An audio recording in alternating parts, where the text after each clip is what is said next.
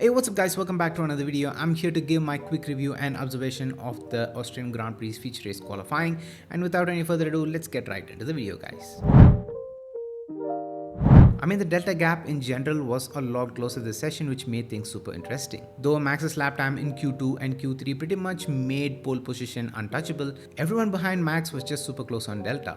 And especially in Q1, I feel like the field was just super close in terms of times that literally anyone could have fallen prey to getting knocked out in Q1 if they had made a mistake on their push lap.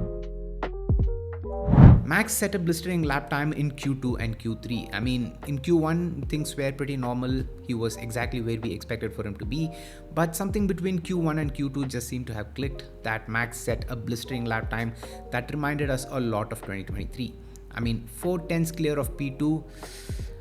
That's quite the lap time. Walking into this weekend, Red Bull expected the RB20 to shine, and it did. At least in the hands of Max Verstappen. I bet the team had made some setup tweaks from the data that they gathered from the sprint race, as the RB20 just did not look this comfortable in the sprint shootout yesterday. So I guess the battle for the race win is pretty much out of the equation now, unless McLaren has a car that is better set up for the race rather than quali. Checo is struggling.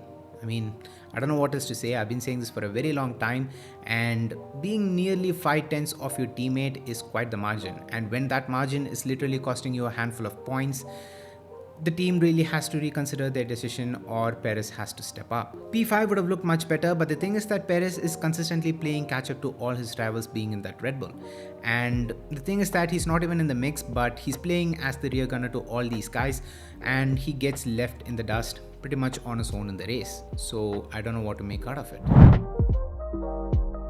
Ferrari looked much more competitive in the feature race qualifying than what they did in the sprint shootout, and it looked like Ferrari were genuinely there to contest for pole position alongside McLaren and Red Bull. But in contrast, Carlos Sainz qualified P4 and Charles Leclerc made a mistake heading into the penultimate corner, which means he will be starting the race P6. So another poor qualifying performance from Ferrari after a promising start to the session. Honestly speaking, Max looks super scary quick, and if that Q2 and Q3 time gaps are anything to go by, then I feel like it's better for us to just walk into the race expecting there to be a battle for P2 rather than for the race win. So we are kind of going back to 2023 now. Unless there is a reliability failure, I feel like Max has this race win sewed up. As I said, it's not all doom and gloom because everyone behind Max Verstappen looks super close in terms of times and pace.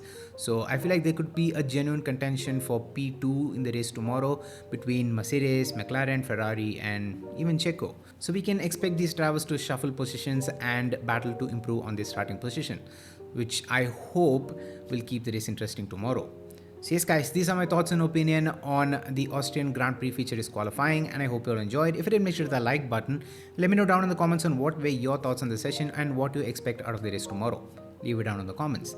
With that being said, subscribe to the Renmaster channel if you haven't already, and also hit the bell icon while you're at it so you get notified when I upload a brand new video. And until next time, it's me Vinesh from Renmeister, and I'm out. Love you guys, stay safe, peace.